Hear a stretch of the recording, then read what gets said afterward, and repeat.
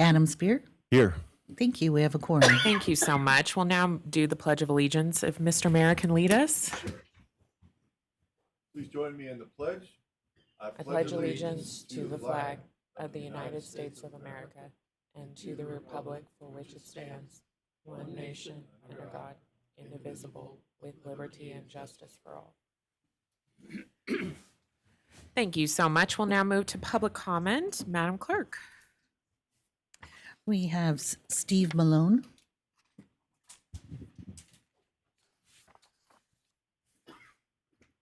Hi, my name's Steve Malone. I'm a native Nevadan. I'm a retired union operator, Local 3. I've worked with RTC, the state, the county for 38 years. I'm here to ask why Sun Valley Drive and the issues we're having out there are not being addressed, and that you guys want to go tear up a perfectly good street. There's nothing wrong with Sun Valley Drive. And the reasoning that was used at the Citizen Advisory Board meeting is the snow plows and the buses. Makes no sense. They're talking about putting 6 by 11 culverts in the ground out there and burying the ditches. If you put them culverts in the ground, you're gonna have animals, kids, homeless people going in them culverts. They will not carry the water that those ditches, that in the 56 years I've lived out there, carries. They will not be able to accept the volume that those ditches carry. We've had 2 of those 100-year floods in my lifetime. Sun Valley did just fine. Reno and Sparks, you guys didn't do so well. So, and this thing in Hidden Valley's got everybody in an uproar. Hidden Valley's totally different than what Sun Valley is. And that's happened before in Hidden Valley. When I worked with S&C, we had to go out there and clean that up. So it doesn't make any sense. The issues in Sun Valley is from Sun Valley Drive to Golden Valley. Last weekend, we had a head-on accident. 3 weekends ago, we have a car sitting on a hill right there on Chocolate Drive. We have no idea how the car got on the hill. It is so dangerous that Walsh County School District has taken the bus stops off of 7th Avenue. They moved them. The post office will not deliver on 7th Avenue. They moved them to what do they call them? Community mailboxes. That's how bad 7th Avenue is. You have truck traffic coming down 7th Avenue that's laying on their Jake brakes. They're not doing 35 miles an hour if they're hitting their Jake brakes. And I'm quite sure when most of you drive out there, you don't do 35 miles an hour on that street anyways. We live on that street. And if you go up Tandberg, we have all kinds of fire violations going on out there. We have code violations going on, and I don't know if any of these Garcia or any of them people even know. She doesn't even live in Sun Valley. She is promoting your food trucks and your food trailers out on Sun Valley Drive. She has taken business away from the businesses on Sun Valley Drive, which is your guys' job is to help those businesses. You're not passing any codes to get these food trucks off there. You got to drive out there on a Friday and a Saturday night. It looks like Tijuana out there. It's scary. Nobody wants to walk around out there. That's your guys' job is to take care of that. She is promoting it either to get votes. Sir, please address the full board. Well, then the whole board is he's doing it to get votes for some reason. It's wrong. We have Hobies. We have plenty of restaurants out there. That's who you people are supposed to be taking care of. You need to get them food trucks the hell out of Sun Valley. They belong in industrial areas and places like that, not screwing the businesses out there. So we can have more vacant buildings like Scolari's, huh? And then you want to redo Sun Valley Drive, landscape it, as she says, with food trucks up and down Sun Valley Drive. How smart is that? Thank you. No, I ain't done yet. Sir, yes, There's you another are. road Yes, you are. Sir, from Sun thank Valley you. Drive to Pyramid Highway. Can we please mute the microphone? Thank you, sir. Backed up for 2 miles on that road. Madam Clerk, who's next? No further public comment. Thank you. Okay, we'll now move to the approval of the agenda. Are there any changes? No changes, Madam Chair. Okay, looking for a motion. Move to approve. Thank you, Mr. Mayor. Looking for a second? Hopefully someone on Second. Oh, thank you. Is that Madam Mayor? Yes. Thank you. All those in favor, please say aye. Aye. Any opposed, please say nay. Aye. Thank you very much. That passes unanimously. We'll now move to consent, and I think Mr. Thomas wants to make a comment about an item. Yes, Madam Chair, I don't want to pull it off, but I do want to acknowledge under item 4.5.2, which is the receipt of the annual RTC agency goals and strategic roadmap. I wanted to point out and highlight for the board that we have achieved the highest level, which is 88% of completion of our milestones. And I wanted to share with you that it's no coincidence. It really starts, we've been doing this for about 5 years now, where we start with our board retreat for you all to define pretty clearly what you would like us to do over the year, and then we convert those into measurable tasks that we can, as the staff, perform on. And very proud to say that the staff that work for you take this seriously, but not for your consensus as a group and giving us clear direction. We wouldn't have the start to be able to be at the place we're at. So I'm very proud to share that our staff members have achieved that very high level of compliance with the milestones we set as goals. My understanding is generally in these kind of processes, if you hit 80%, that's excellent. And again, this year we were at 88%. So I just wanted to highlight that for the board. Amazing. And I think that RTC has undertaken some incredible projects that this community has been wanting, and really making our community safer and a better place to live. So I just commend the staff. It's great work. It's a joy to work with all of you, and I'm looking forward to the next year. Any comments from the board? Good job. Yes. No, way to go, though. I'm awesome, Bill. You're so great on so many levels. Just thank you for everything you do. And the team, I gotta tell you, the team is just, they are remarkable, and they're so caring. They get back to me right away, any issues. You've built a really, really good team and foundation, Bill. I think you should be so proud. So thanks, Madam Chair, for just letting me stick my head in for a minute. I'm so glad, because I think that this is an incredible agency. I was saying this is my favorite board to sit on, because I think that we're really making some serious impacts in the community. And I love working with the board members, because I feel like we equally want to support our communities, our districts, and see how we can work together. Definitely. It's been a joy, for sure. So with that, any other comments from board members? Okay, I'm looking for a motion on the consent, please. Move to I'm happy to consent make a motion. Thank you. I will go with Mr. Mayor Lawson, and a second by Madam Mayor Shivi. Any questions on the motion? All those in favor, please say aye. Aye. Any opposed, please say nay. Hey. Thank you very much. That passes unanimously. We're now going to move to our public hearings. This is to conduct 5.1, to conduct a public hearing on 3 service modifications to RTC Access beginning or after October 1st, 26. Approve the service modification. So we'll have a staff presentation. Welcome. Members of the board, good morning. For the record, my name is Jim Gee. I'm the Director of Public Transit here at RTC. As the board knows, we recently completed what we call Move More with RTC. This is our 5-year transit plan. It's a holistic plan that looks at all of our services, all of our planned capital and operational improvements, all of our policies, peer review, and so on. And it basically shapes our actions over the next 5 years. In this plan, we had a increased focus on access and our senior mobility programs, because those are high growth areas for us, and we want to make sure that we can control our costs, but at the same time, be able to provide the amount of service that our folks need in our community. Those recommendations were presented to this board a few months ago, and now we're coming back to implement the first few recommendations related to access specifically. This is a public hearing because it includes a fare change and also includes a change to our reservation process, both of which trigger the requirement for having a public hearing. The 3 recommendations that we submit to you this morning, first is to change the window for scheduling by access from the current standard of 0 minutes before up to 20 minutes after, to 10 minutes before and up to 20 minutes after, and at the same time increasing the on-time performance standard from 85% up to 90%. Increasing the window allows us more flexibility in our scheduling, But more importantly, we have passengers that are ready to go early. And the bus can arrive early sometimes. But because of this window, the bus basically sits until the actual on-time piece is met. Additionally, because we have no leeway on the front side of the window, throughout the course of the day, stuff happens. And as stuff happens, we don't have the ability today to get back on schedule very easily.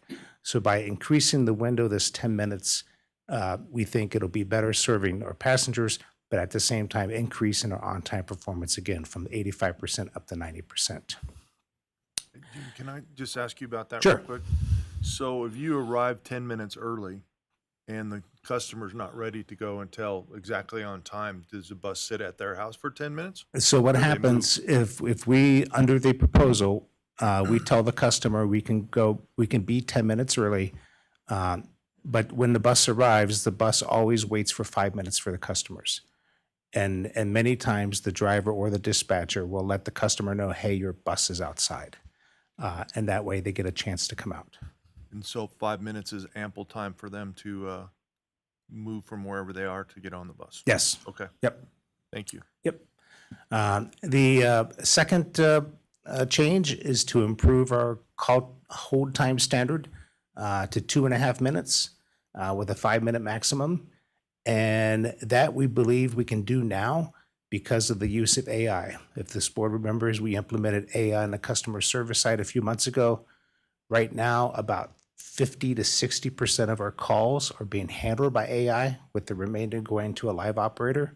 What that has done is for the folks who are happy with AI and just want their information, they get off the phone very quickly. And the live dispatchers that people want to talk to now have more time to talk to customers who need a little more care and attention. Because of the use of AI, we can improve the hold time standard.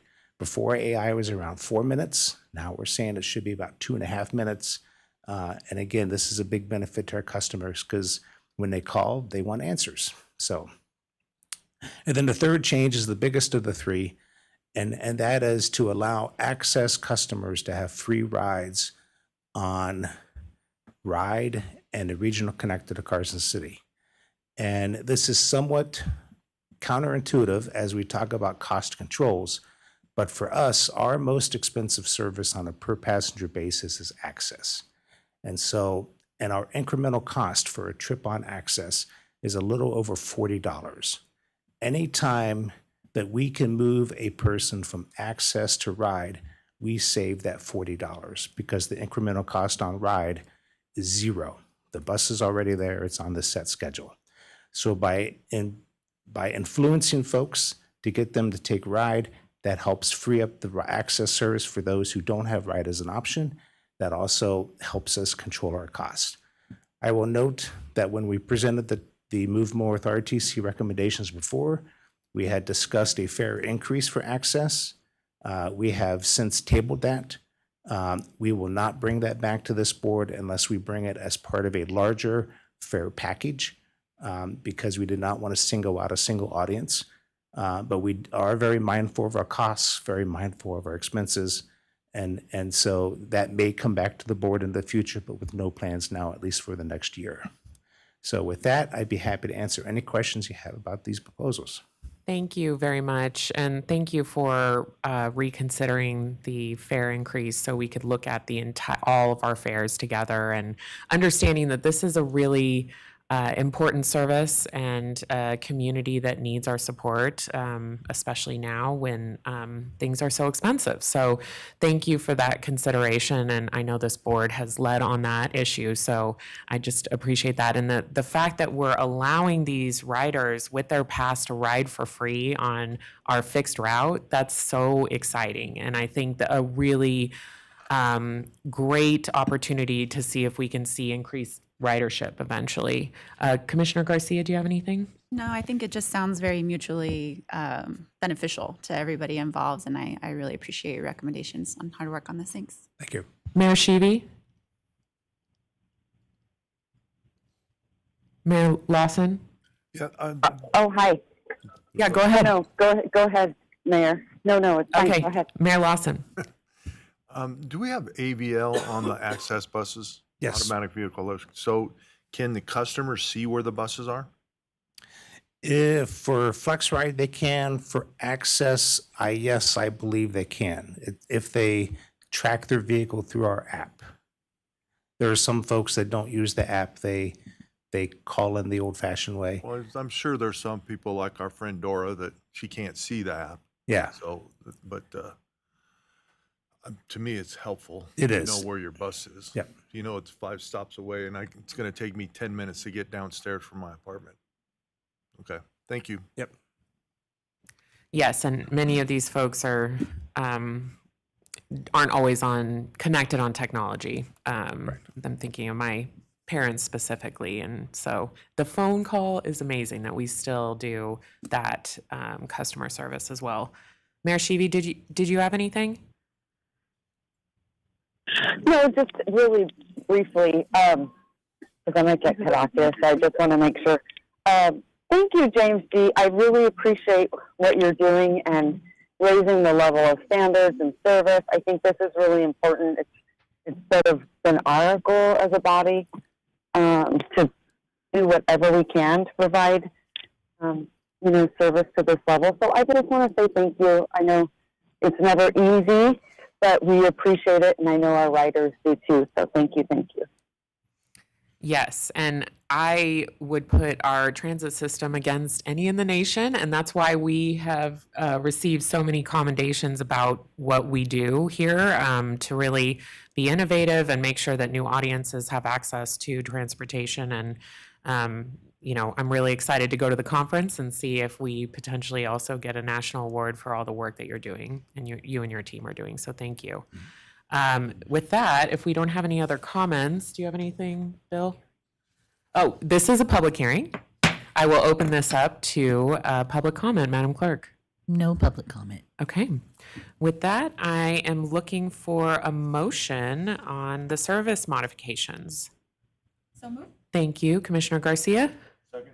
Thank you, Mayor Lawson. All those in favor, please say aye. Aye. Any opposed, please say nay. I And thank you very much. That passes unanimously. We'll now move into item 6. This is approving the construction manager at risk contract with Q&D Construction, LLC, for the construction of the Sierra Bridge replacement project for a guaranteed maximum price of $31,689,145. Welcome. Thank you. Good morning, members of the board. My name is Brian Byrne. I'm the project manager for the Sierra Street Bridge project, and that's what we'll be discussing today.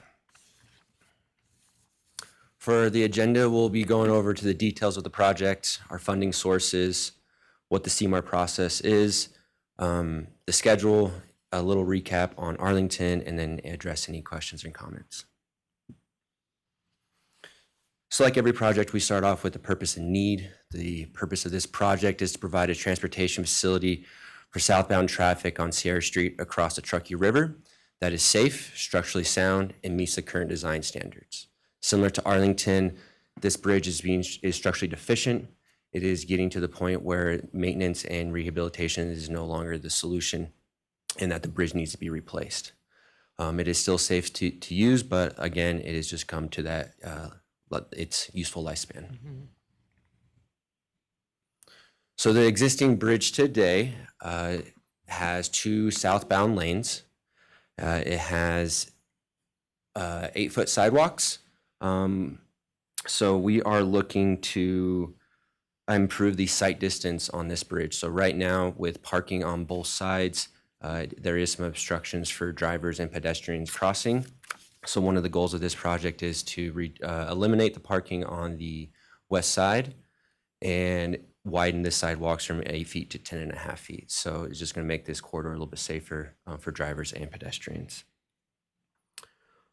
Just like on Arlington, this is going to kind of have a similar vibe. It's going to be an Art Deco aesthetics, and we are also looking to go from 2 piers in the river down to 1 pier. So we're not really improving any of the flooding capacity of the Truckee River, but this project has a no-rise effect on the floodplain. Funding. So this project is utilizing 3 buckets of money. We have our Federal Surface Transportation Block Grant, or STBG funds, of $4.7 million. We are partnered with NDOT and utilizing their Bridge Formula program of $22.1 million, and then being supported with local fuel tax around $6.8. The CMAR process. So just like on Arlington, Sierra Street is being delivered using a construction manager at risk process. The advantage of a CMAR is that we bring the contractor into the project during design rather than waiting until the plans are complete. Our CMAR team includes the contractor, the designer, RTC, and an independent cost estimator. Throughout design, the team works together to identify opportunities to reduce cost, shortens the schedule, and improve constructability and mitigate risk. At each major design milestone, the contractor and independent cost estimator price the project, and that gives RTC an independent check on construction cost and as the design develops. Ultimately, the goal is to reach an agreement on a fair and reasonable guaranteed maximum price, also known as our GMP, before moving into construction.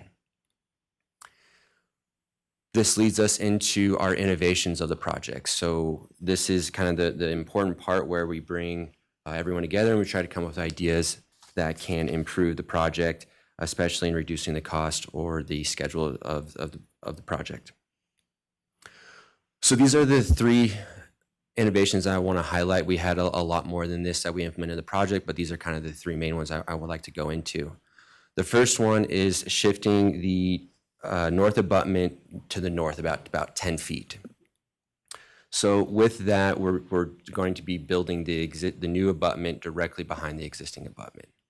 And as you may remember from Arlington, our in-river work is generally limited to July 1st through October 31st. That's what we call our in-river season. This shift would allow us to start a significant portion of the bridge construction before that window begins, with the goal of completing the remaining in-river work within a single river season. We're also going to be using precast walls instead of casting them in place. Together, these changes are estimated to save approximately $1.3 million in about 10 weeks in construction time. Our second innovation is the use of precast tub girders. That's the U-shaped girder shown in the upper right corner of the slide. This system allows us to use smaller equipment. We are in a very confined space in downtown Reno, so the lighter we can make these girders, the smaller equipment we can get in to place them. Once installed, we'll then cast in place the bridge deck. So that's going to come afterwards. So we're going to get these girders in and then bring in the bridge deck afterwards. This estimated approximately about $80,000 in savings in about 1 week in construction time. Our next innovation was utilities. So the utilities on Sierra Street are much more complicated than they were on Arlington. The most important utility going through here is the Tumwa water main. That required piping wouldn't fit through a standard girder configuration, so the team adjusted the girder spacing to create a dedicated areas for the utilities that can be suspended in between bridge girders. You can kind of see that in the bottom picture there where all those circular, those are the pipes. So those are actually in between the girders and not in them. This actually had a cost savings of about $100,000 because we were able to eliminate a couple girders to get those utilities through, but also help Tumwa meet their requirements and design standards to get their facilities through the bridge. So overall, these are good examples of the benefit of bringing the contractor into the design process early. We were able to address constructability challenges before construction and identify opportunities to reduce cost, shorten the schedule, and reduce the project risk. Speaking of risk, the other major component of the CMAR process is identifying what could go wrong before construction starts and developing strategies to mitigate those risks. On Sierra, many of our largest risks are associated with working within the Truckee River. For example, if river flows remain high from spring runoff with the expected so-called Super El Nino we're supposed to have this winter, we could have a delayed start to the in-river work. If the muscle wall diversion system that we are purchasing for this project, which is highlighted there in the top of the screen, If the flows are too high, it's going to be really challenging to get that infrastructure in there for our diversions. But once we have those installed, we will have limited flow capacity within the river. If flows exceed the limits outlined in the top right there for phases 1, 2, and 3, we only have about a capacity of about 1,000 CFS or 1,500 CFS. So if Mother Nature has something in store for us and exceeds those flows, we are going to have to look to mobilize out of the river and then come back in and dry it out and start over. So that is a very large risk of this project. Like most projects, there's also the potential of unknown utility conflicts. Although we've completed potholing during the design phase, there is still always the possibility of encountering unknown conditions during excavation. Finally, similar to Arlington, we're going to be working around older infrastructure and existing flood walls. So depending on the actual depths of those conditions and those foundations, additional shoring might be needed.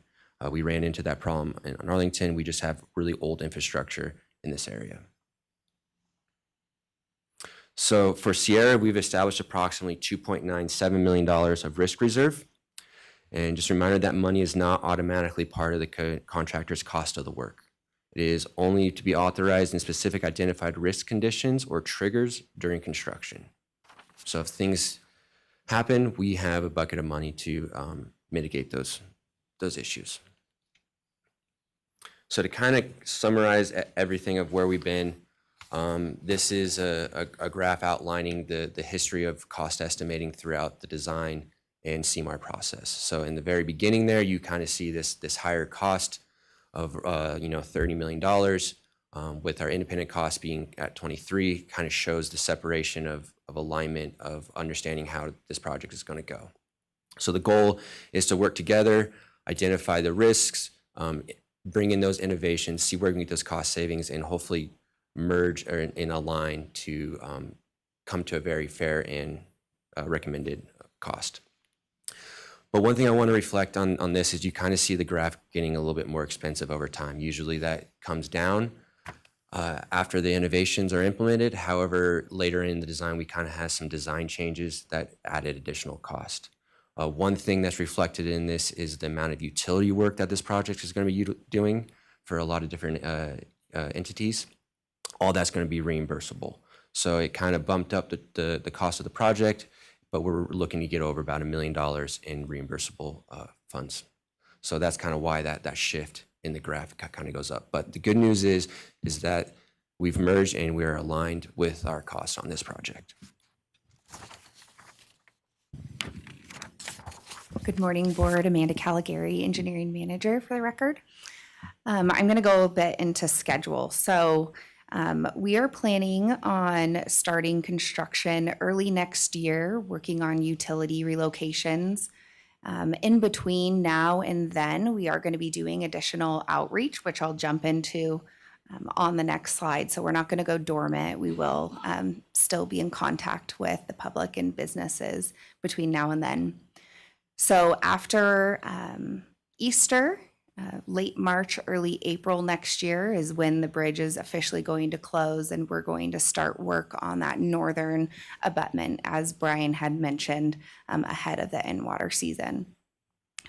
July 1st is when our in-river work will begin, and we'll start with demoing that north section of the bridge, and then we'll have to have multiple diversions in the river, not one like Arlington, to tear down each bridge. We're going to be working within a very narrow area of the river. And so we've worked with both Q&D to develop a really strong diversion plan, and also utilizing Jacobs, who has been great to model what the flows are going to be during that in-river season and through each of the diversions to maximize our work area while also maintaining anticipated river flows.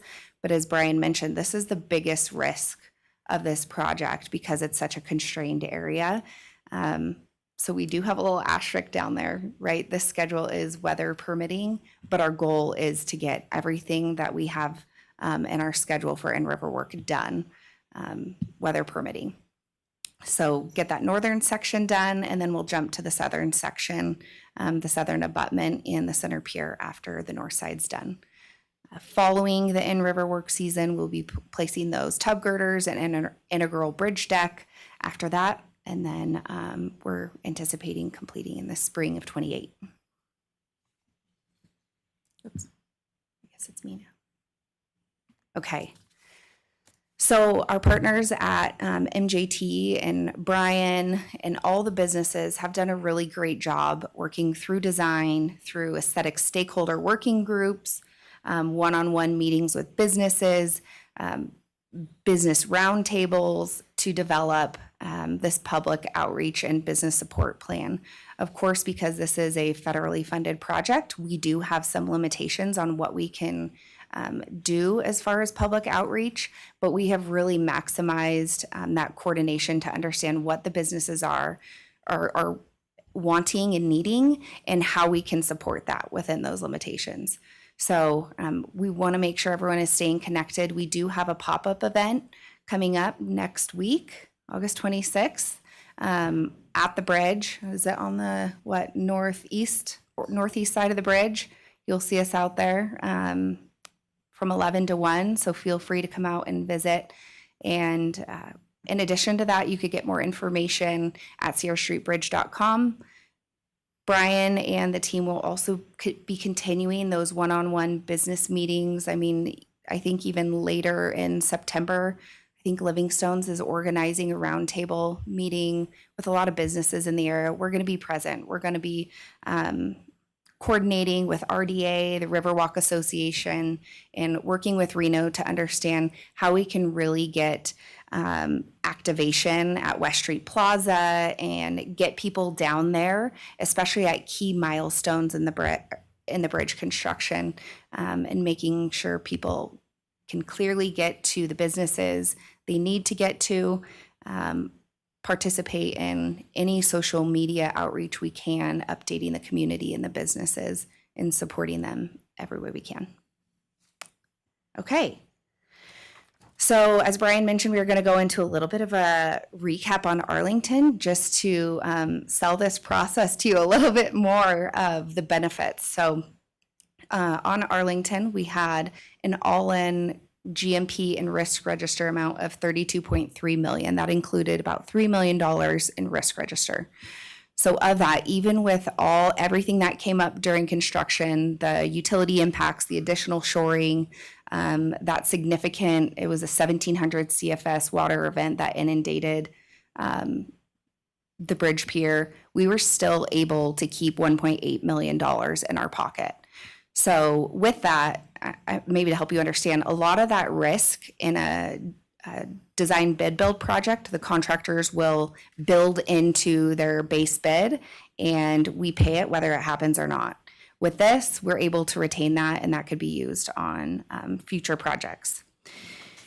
And for Sierra Street in particular, if we didn't use this CMAR delivery method, we wouldn't have been able to capture and implement a lot of the innovations that Brian went through, which helped us get, save 12 weeks. That's 12 weeks that would have been done in the following season, right? So it helped us develop a not only schedule that fits within one season, but a realistic schedule based on actual production rates that our Q&D is anticipating. It also helps us build more certainty and expectation into how it's going to be done so we can communicate that with the business owners and the public, and so that there's an idea of what the impacts are going to be and how we can get ahead of it and communicate that appropriately. And we wouldn't have the opportunity for cost savings that you see happened here on Arlington. So we're hoping to see the same and really praying that El Nino doesn't come to fruition. So with that, I'm going to give you the glory. Yeah. So in summary, our recommendation is to approve the CMAR contract with Q&D for the listed amount in the agenda. Thank you. Thank you. Looking to the board, Commissioner Garcia. Yes, thank you so much. I really appreciate the cost savings you were able to find in those innovative approaches. So kudos to you and the team. I just have a question. I probably know this from back in the day, but what happens if the guaranteed maximum price of 31.6 mil plus the risk reserves of 2.9 mil are exceeded? Who's on the hook for that? So our contract is very clear. If a risk has been identified in the contract in our risk reserve specifications, or if there is, say, a quantity bust and there's a quantity overrun, those are all those costs are absorbed by the contractor. So it's on them. And the reason why is because they have a chance throughout the design process to do quantity checks, takeoffs, and then we reconcile on those. And then they are fully involved in identifying any potential risks and then incorporating those into the contract. There are a few select compensable events, compensable events in the contract is the term, that are not listed in the risk register. And that is like a force majeure or something that is really outside of their control, or say a discovery of an artifact, something like that is clearly defined in our contract that would be a change order as opposed to a risk reserve event. Okay. All right, thank you. And I really appreciate that you're eliminating the parking on the west side. Oh my gosh, if you've parked there lately, it's like you feel like you're gonna lose your arm when you get out of the car and you see the car. And they're going at pretty high speeds at that point if they make that light right there by Liberty. If that's a green light, they're flying down. And the complexity of this project, it's tiny. It's a 90-year-old bridge, but it's like at an angle, super narrow. And I was just thinking about the diversions that you had to do. That's what gives me anxiety. So how far up the river do you put those walls to actually divert? Because this time, obviously, we're not building two bridges, but we also don't have the benefit of having another river channel to divert that water to. So help me understand what it's going to look like for our constituents to live there. Is there going to be a big black wall that goes for a large stretch of that section? Yeah, so the diversions are going to be in the river. They range from about 6 to 8 feet tall. Okay. So they're going to go probably about 100 feet upriver at an angle to tie in to our bridge. So whether we're demoing up here or installing a new one, we have our work zones that are going to be dry. So those river diversions, muscle walls are going to be in the river. They'll be visible, but they're, like I said, they're only about 6 to 8 feet tall. Okay, thanks. Great questions, because will it be up to that pedestrian access of the river where the city has made their investments on that plaza? Do you know what I'm talking? Bison, is it Yeah. called Bicentennial? I don't remember. The West Plaza. West Street Plaza. Yeah. So we will not be impacting Okay. that. So they'll be further downriver from those staircases. So we won't be closing that. We won't encroach into the kind of Wingfield kayak park area. Sounds good. Thank you, Mayor Sheedy. Thank you so much. Fantastic. This is very, very exciting. A couple things I just want to ask is, I know these projects are really, they're really massive, and a lot of people always, when we're sort of diverting them and taking alternative routes, I think some of the biggest thing is messaging and sort of the communications aspect of it. And I think this one is going to deserve a lot of its time and attention, particularly on the messaging and communications.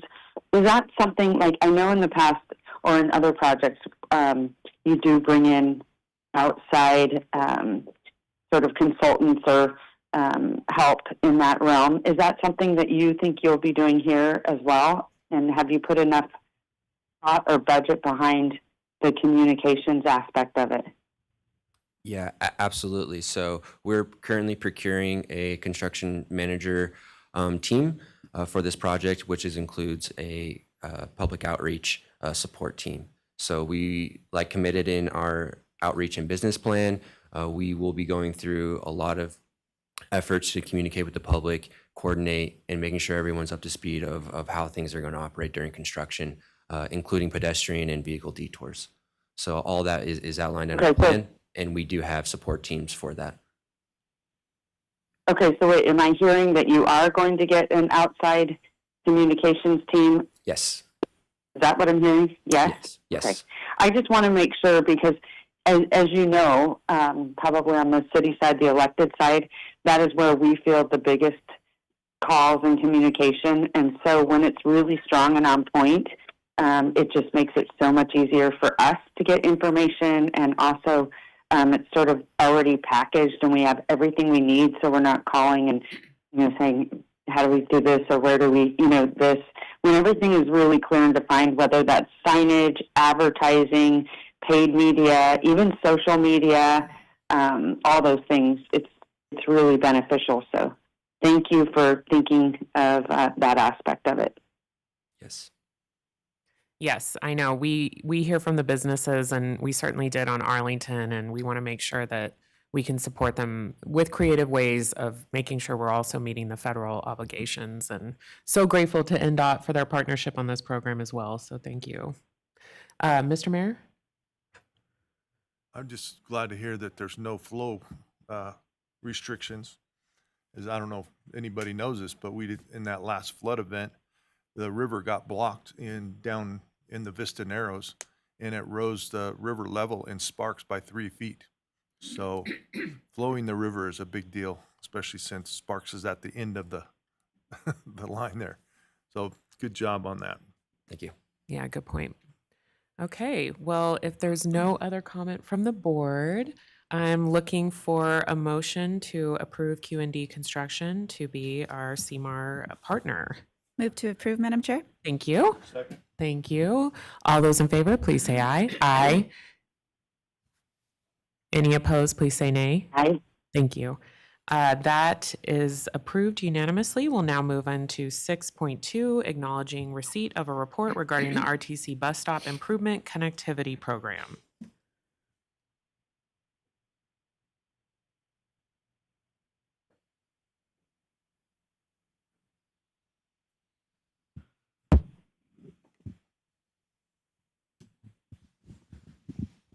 Good morning, everyone. My name is Sai San, Senior Transit Planner with RTC, and this is Ashley, Project Manager from RTC Engineering, and we will give a presentation about RTC Bus Stop. So first, here's an overview of our presentation. I will introduce the improvements we made over the past year and then give an update of our RTC Bus Stop by amenity type. Then actually we'll talk about the current 2601 bus stop project status, and at last I will talk about next year's plan. So improvements RTC Transit did include installation of benches, shelters, solar lighting on the shelter roof, and installation of permanent pole, bus stop pole, trash cans, and also relocation. Okay, what are the factors we consider during the process? Ridership usually comes the first. We have criteria to determine how much ridership we need to warrant a shelter and a bench. And also site conditions also matter. Our facility team need to evaluate the site to look at the space, ADA requirement, and slope. And safety. We may need to relocate the bus stop if the current one has safety or security concerns. Then equity and community needs. Ridership is an important factor for us, but we do allow some flexibility during the process. We understand that some riders, such as older adults, school kids, or people with disability, they have greater needs for seating and amenities. And also we consider the equity throughout the whole transit system. We understand people living in the remote or low-income communities, they may have fewer transportation options, and sometimes they have longer waiting time for buses. So when requests come in those areas, we may consider provide amenities, even though the ridership in that area is relatively low. And the last one is maintenance and cost. Here are the improvements we did in the past 12 months. We have installed 5 benches, 8 shelters, 1 permanent pole, 1 trash can, and did 2 bus stop relocation. As for bus stop inventory, currently we have about 800 bus stops in total, and 71% have a bench, 15% with a shelter, and 47% with a trash can. Good morning, Ashley Hurlbut, Project Manager for the Bus Stop Improvement 2601 project. I'm going to give you guys just a quick update on this project. We had the opportunity to present this to you 1 year ago when we were getting ready to start preliminary engineering. So this project is when our bus stops need more extensive upgrades or improvements than what our transit facilities team can do. So as part of this project, we're going to be installing concrete pads so that they can install shelters and benches when we're done. And we'll be building a sidewalk to connect these bus stops to other pedestrian facilities that are already existing, and other parts of the project are just to help facilitate that we need to do retaining curbs and pedestrian rails in some places. So the pictures shown here are 3 actual bus stops included in this project. So you can see there's just a bus stop sign in the gravel on the side of the road. So they're in need of pretty substantial improvements. And as part of this project, we will be installing one RRFB. We did do some studies to evaluate if crosswalks were needed, and none were warranted at any of the stops as part of this project. So as a reminder, these are the bus stop locations. I'm not going to go into details of each one. We did that last year. But here you can see on the map, they are pretty well distributed throughout the region. And we did add one bus stop since we last presented to you as we worked through the design of the project. So I will talk about that 10th bus stop at Wedekind Road at Montello Street. So we're installing an RRFB here. We had identified safety with low lighting, and this is high pedestrian activity here. So I just wanted to share a little more about that one since we didn't have the opportunity to share that with you last time. So this is a schedule. The project is open for bidding currently. So we're planning to open bids on September 1st, and we'll have a contractor on board and be able to start construction in October and be done by November is the plan of this year. So to meet that goal of getting construction done in 2026. I'm going to turn it back over to Sai, so she's going to tell you a little bit about bus stops proposed for the next improvements. So for next year's project, we are still working on the list, and we currently don't know how much funding will be available for us. So here are several bus stops we received comments and complaints from drivers and the public. And the Wedekind stop on the left is surrounded by stop sign. It has safety concern, so we may relocate in the future in the project. And the Howard Prater stop is a high ridership stop, but no ample space for waiting. And also visibility and lighting at night are also problems. Here are 2 examples about the bus stop on Route 56. They are on dirt or grass, not accessible for the public. And here are 2 bus stops we receive public requests for shelters and benches. So the next step, we will evaluate the comments received and then figure out how much funding will be available for us. Thank you. Thank you. I know this board is super supportive of this project, so I'll move to Commissioner Garcia. Thank you, Madam Chair. I really appreciate the work and investment along Wedekind Road. That stretch of road is so dark.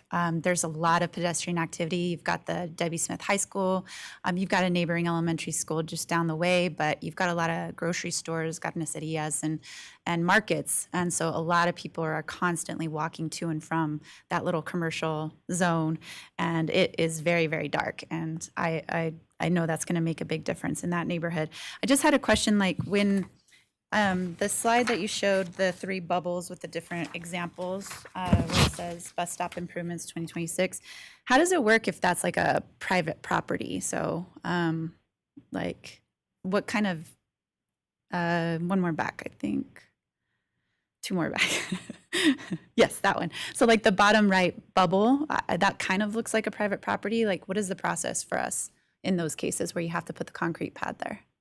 So we do have some improvements that go outside of the public right-of-way. So we do go through the right-of-way process to acquire easements for new sidewalk and for the bus pad, so that for construction as well as future maintenance. Have we encountered anybody that's not willing to participate in this process? Not on this particular project. Okay, thank you. Mr. Thomas? Just, I know this project doesn't have a problem, but we have in the past had that as an issue, Okay. where it was a decision point for us, do we condemn or do we look for another location? So it does happen. I want to make sure the board's aware that sometimes people aren't cooperative, but generally speaking, I think they are. That's been our experience. And we reimburse the property owner for the easement typically? Exactly. Yeah. Yes. Mr. Mayor? Okay, and Mayor Shivi? Oh, this is so needed. I'm really grateful. Really grateful. It's awesome. It is. One push for next year, I would like to ask that you look at the Washoe Tahoe Transportation Plan. We had recommendations for bus stops, for public safety in some of those bus stops, and I think we should try to get some of those up in Incline because we're trying to get folks to ride the bus, both tourists and locals, and it would be great if we could invest in some of those as well. Thank you. Any other board members? Okay. And this was an informational item, so we appreciate your work and looking forward to seeing the outcomes. Please come back and show us all those pictures. Thank you. We will now move to an update on the RTC Pavement Management Program and recommendations for the 2026 Pavement Management Program report.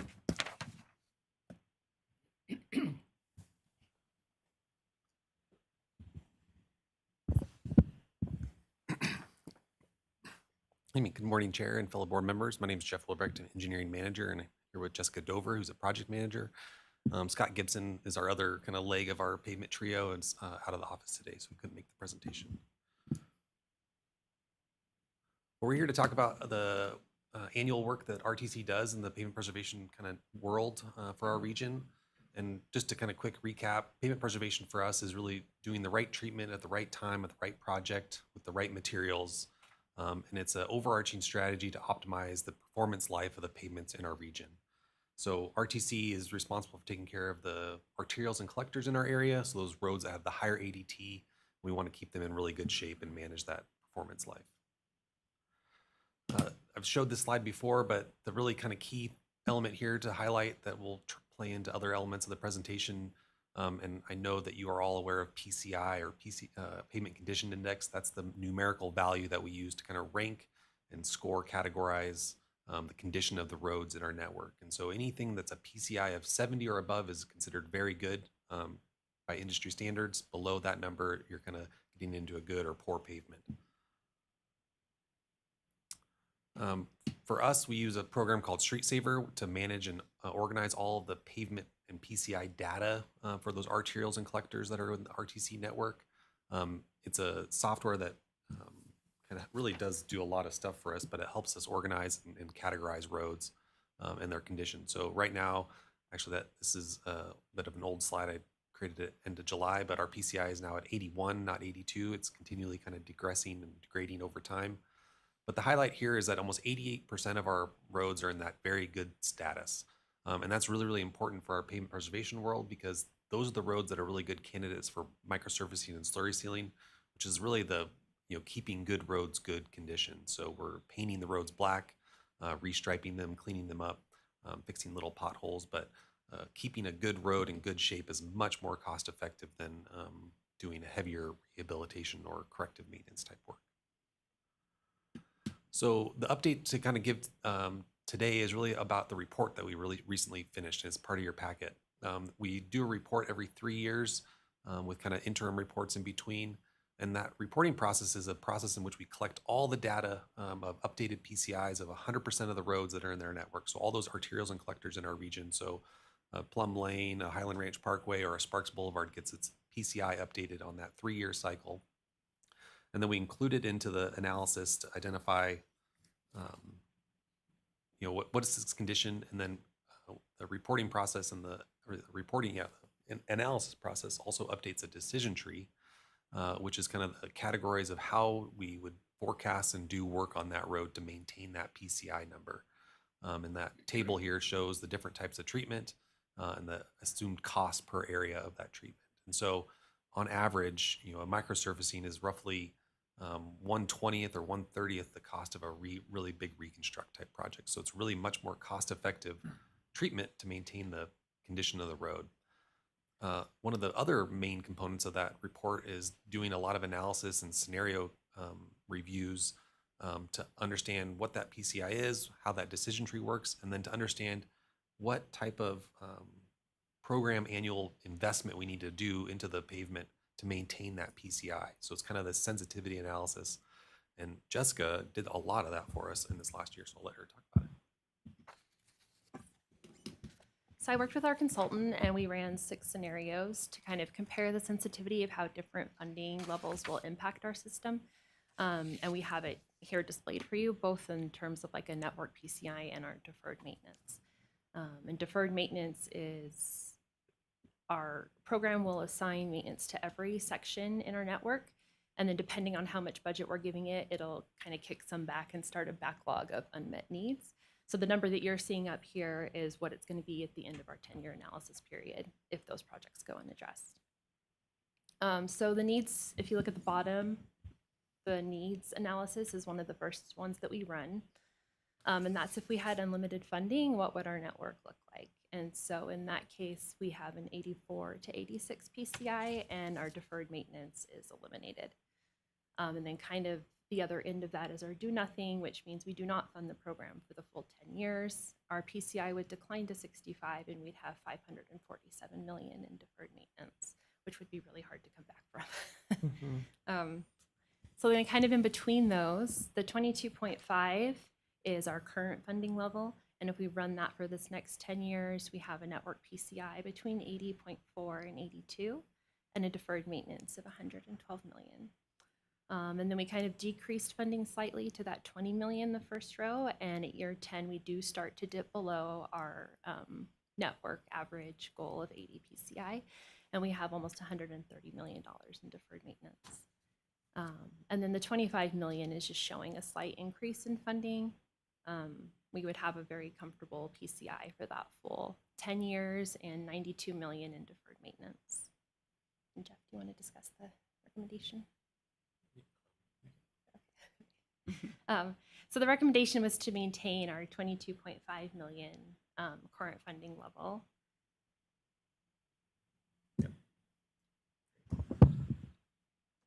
So I think what another element of that shows is just the consistent investment is what really helps us maintain that PCI. So if you dip or change, it does have a influence on it. This kind of last slide is just to talk about our overall approach. So every year we go in and update the database to update for the maintenance and work that we've done in the prior year, update that PCI level and kind of help maintain and monitor how it's progressing. We also look at that annual budget to make sure we're still on track with achieving that PCI goal over the time period. And so we're just doing a lot of monitoring and kind of making sure that our investment is doing what we thought it would do following Jessica's scenario analysis. And then every 3 years, as I said earlier, we do more of a comprehensive review. So we do that semi-autonomous data collection on 100% of the roadway network. We repeat all this sensitivity analysis and scenario analysis. We update the decision tree and then re-report it. And really, preventative maintenance is one of the most cost-effective ways for us to preserve the pavement condition in our area. So that annual slurry seal program that we do is just is really paying dividends as we are maintaining the network PCI. Then I always like to show pictures of pavers. So here's just some of the work that we've done out of that program of slurry sealing Veterans Parkway, for example, or the area of Midtown, or reconstructing part of Arrow Creek Parkway a year or two ago. So with that, we're more than happy to answer any questions, and thank you for listening. Thank you. And I know that our goal is to keep our good roads good, and it looks like we're continuing to do that. Thank you for doing the study to make sure that we're meeting that mark and that we can go forward with the current budget. Commissioner Garcia. I just have a question that constituents often get confused who does what for which roads. So what's the easy way to explain to constituents the roads that RTC manages and oversees for maintenance? Is it the number of lanes? Is it stoplights? What's the easy way for me to tell them? A stoplight is usually a good indicator, but it's all of our arterials and the big collectors. So Highland Ranch Parkway is a great example of a great big arterial that goes from Sparks Boulevard or Pyramid Way, up to Sun Valley Boulevard. That's in the RTC's kind of purview.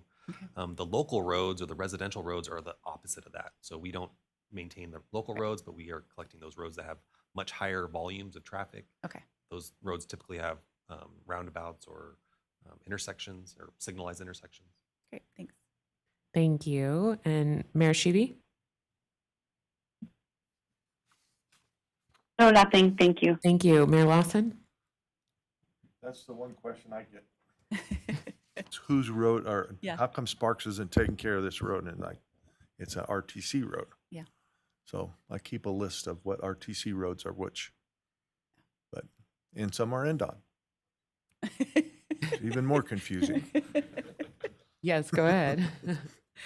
Oh, I was gonna say, yes, it is confusing, but it's we work together, right? Yep. So it takes all of us to do all that, so. Yes, and I know that it's a goal to continue to improve these roads, but as we grow as a community, it's a challenge to keep up. And I know it's a challenge for the cities and the county, which is why we did that maintenance study to see what our challenges are and how we can have the proper budgets to repair these roads and maintain what we have. But I'm glad you keep a list, and I'm sure you keep a list for Bill of what needs to be done as well for RTC roads. I just hand out his business card. There you go.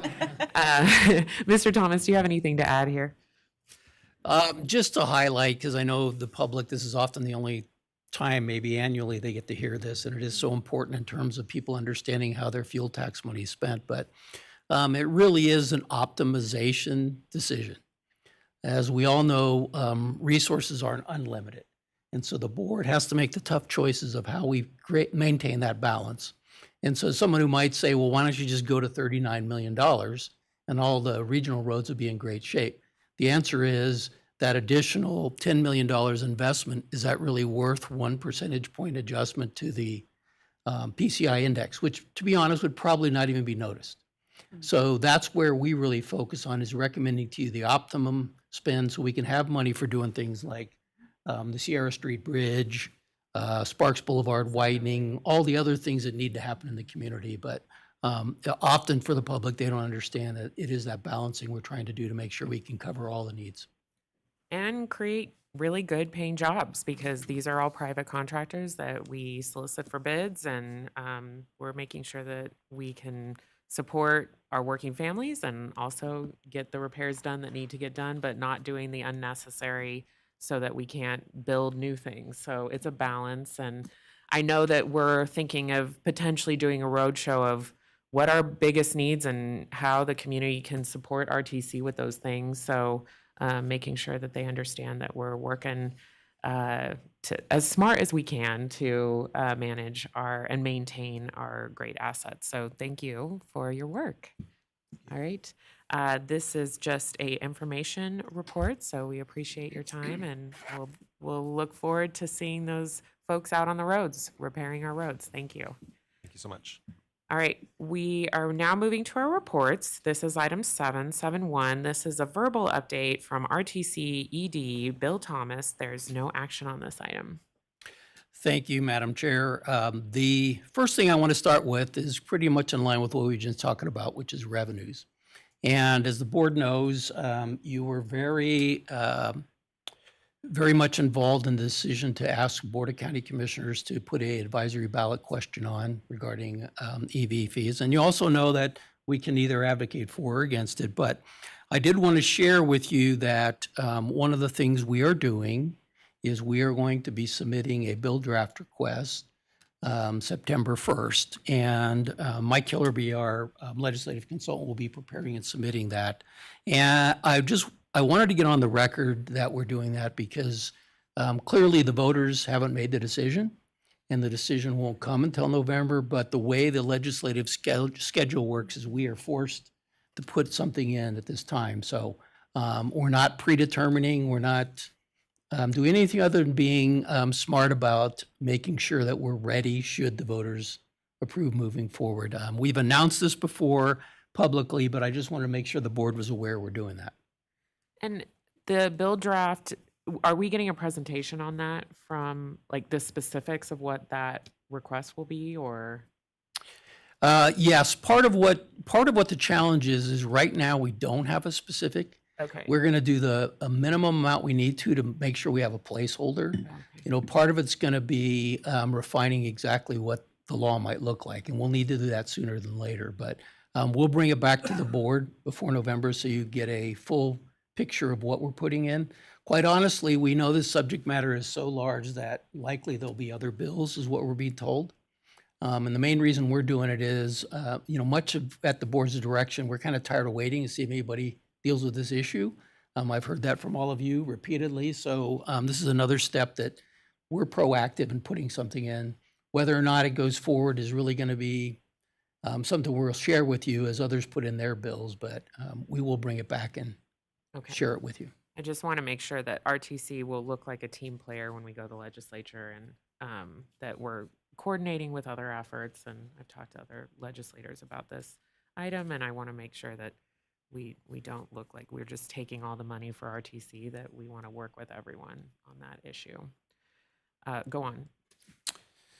So the second thing I want to talk about is the sad and difficult recent events with the fires. To let the board know and the public know that, the week or so of pain and discomfort that the community had with both the Bug and the Fred's Mountain fire, that RTC was an active player in helping the community. We provided not only our larger ride buses where needed and requested by the sheriff and the fire command, but also we provided access vehicles to some of the people who need to be relocated who had disability or mobility issues. So very much involved, and basically is in a helping position when we heard the need. Our team was very active. I want to particularly point out Jamie Perino, Keolis, and MTM for answering the calls and being on top of it. Very responsive. And another thing that I know the board's proud of in terms of the role and the function RTC plays that maybe is a little beyond what most people realize. I'm sure with the board, I recently signed a joint letter with 11 other metropolitan planning organizations from seven Intermountain West states regarding the Build America 250 Act, which is the reauthorization of the Surface Transportation Bill. The letter lets the chairman and the ranking members of the three House and Senate committees know some of our top priorities in the upcoming Surface Transportation Bill. Some of those priorities include predictable funding mechanics, so we can understand the flow of money coming from the federal government, how it works, what we need to do to approach those funding sources and be successful. We also have been behind a group effort to look at efficiencies in the federal review process, because obviously time is money, and the more efficient and effective that review process works, the better we are in terms of providing the benefits that our community so strongly desires. We've also been working with the groups to see about changing the federal funding levels to address rapidly growing metropolitan areas.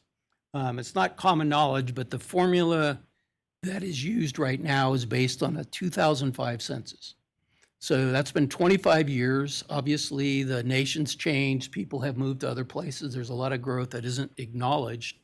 And so we just want to keep that top of mind to make sure that Nevada is accurately compensated for the fact that we are one of the highest growth states in the nation. We do know that right now it looks like the soonest the bill will be addressed is probably towards December with the current conversation about the continuing resolution as the budget closes, that we probably won't see any hard and fast information on what the bill looks like, but we will stay engaged on your behalf and on the community's behalf. And we will certainly, much like we're going to have right after me, Paul will be presenting every month updates on what we know about what's going on at the federal level. Next Friday, RTC is partnering with Baby's Bounty for our first ever Stuff a Bus diaper drive. The donations will be happening at the Sparks Target from 2 p.m. to 6 p.m. We encourage everyone to stop by and drop off a case of diapers or baby wipes. This is a great effort to support families in needs for this critical product that they need for their babies and toddlers, and we encourage the community to be with us and support this effort. I want to now move on to some of the staff announcements, which are very important to me and the organization. First, as a follow-up to my earlier conversation about the roadmap, I wanted to share with the board, which I think I've sent you an email, that I had made some changes to the organizational structure. I created an organizational effectiveness manager and promoted Amber Bowsmith to be in that position. And the reason I did it, so you understand, is that all of our directors, I think, are firing on all cylinders and working at optimum levels to get the roads built, to get the transit system growing, to do more plans than we've ever done as far as the MPO. And the price of doing that is it's hard for people in those positions to really pause and look at process improvements. They're aware of them, they see them, but often doing the day-to-day work is the priority. And so improvements in our organization are hard to come by when you're actively doing so much. So the reason I created this division out of the executive director's office is that this team of individuals will help the directors identify and basically work on process improvements. And so far, I think it's been a very successful program. The one I highlighted, Roadmap, is really the genesis of this working group, and I'll toot her horn. Amber is probably one of the most effective people I've worked with in my 47 years of professional work. She does the work of 5 people. And so she's an amazing contributor. You don't see her down here, you don't see her at these meetings, but I can tell you behind the scenes, she is a great part of why we work so well as an organization. So I'm very proud of that. But I just wanted the board to be aware that it was an intentional change designed to make us even more productive. And at the end of the day, the productivity is really for the benefit of the community. And you stole her away from Reno, I know, because I worked did. with her there, and she was amazing there. So I know she's doing great work for RTC. So I think that was a smart change. Thank you. I'd also like to now congratulate Lolita. Lolita has achieved her 5-year anniversary at RTC. And, yay, Lolita.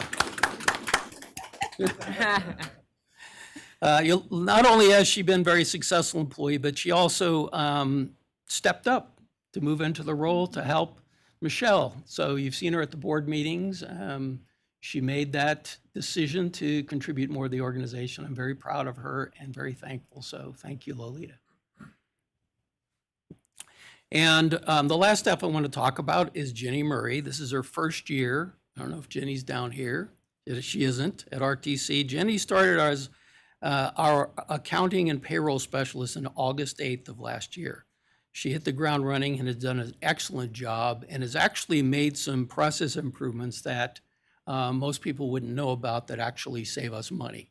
And that's kind of, the kind of silent, invisible parts is when staff members notice things that could be done differently or things that may pass by and catch those. So Jenny's been an amazing employee in her 1 year, and we're looking forward to all that she's able to do working to manage our payroll system here at RTC. And my last comments, I just want to give the board heads up on a couple meetings coming up in September because it's going to be a little different than we've done previously. Your next meeting, September 18th, is going to be set aside with a couple of consent items, but pretty much the whole meeting set up for interviews with the executive director candidates. So I did talk to our consultant this morning who's running the program, and he said there was a very robust response to our advertisement, and we will be bringing forward to the board at that meeting the 3 top candidates. And we'll be working with you in terms of that process. I haven't really talked to the chair about it, but to make sure that it's efficient and effective. But really, we're going to be spending that meeting for the board to interview those candidates and make your decision about the next executive director. Mayor Lawson, is that your golf tournament day? Is that a Friday? Yeah. Yes. It is. So that's October? oh, it's September. Oh, it's October. Okay, all right. October the 3rd Friday, I think it is. Okay, so we're good. All right, good. All right.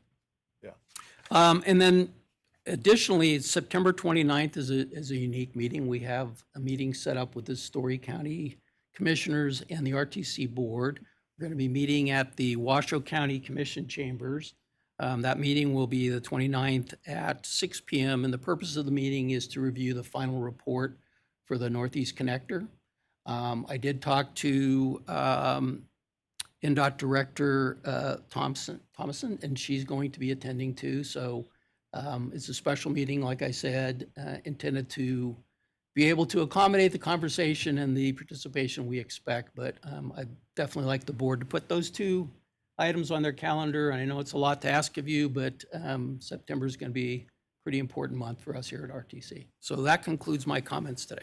Thank you very much. And I don't know if it would be appropriate, but maybe also inviting our Northern Nevada delegation to the meeting, or at least sending them a summary of the outcome. I think that would be good as well, so they understand what we're working on with Story County. Okay, with that, if there's no questions from the board, not seeing any, we will now move to Mr. Paul Nelson, our RTC Government Affairs and Officer, to let us know about federal matters. Good morning, Paul Nelson, Government Affairs Officer at RTC. Both chambers of Congress did pass continuing resolutions before they headed home for the August recess.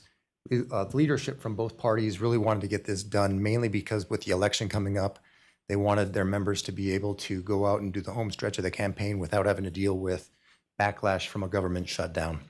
The House version is a clean extension of the fiscal year 26 budget. The Senate version is fairly similar, except for it does have an extension of the IIJA.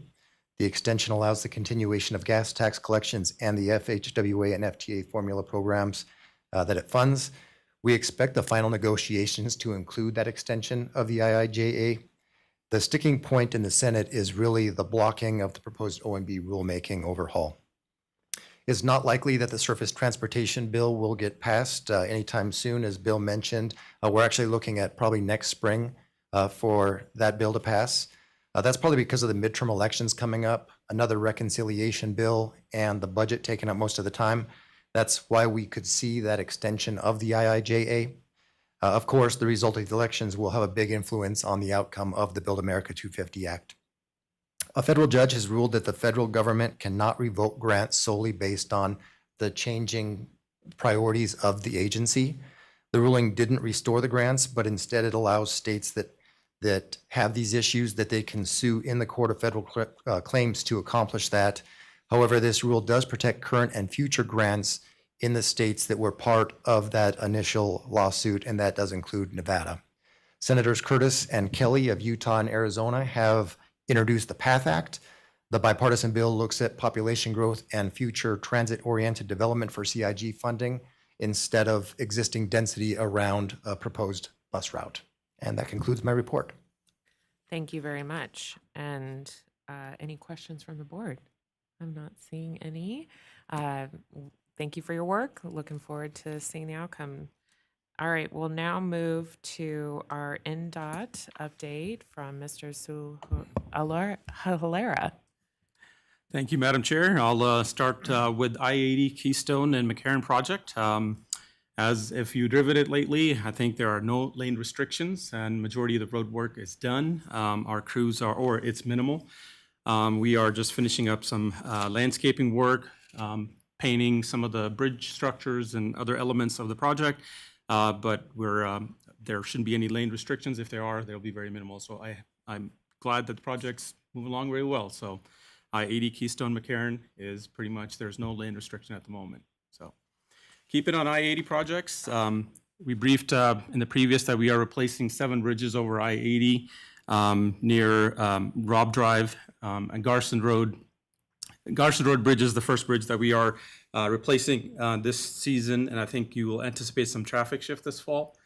Just for awareness, there'll be 7 bridges. These are just aging bridges. There's nothing wrong with the bridges. They're just slated to be replaced, and this project will be going on for the next couple seasons to replace those 7 bridges.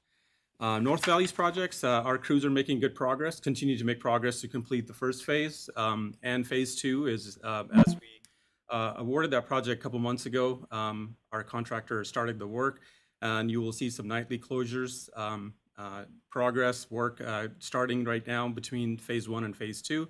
We'll continue to notify our stakeholders, partners, emergency responders, and the public, and any advanced closures for that project as well.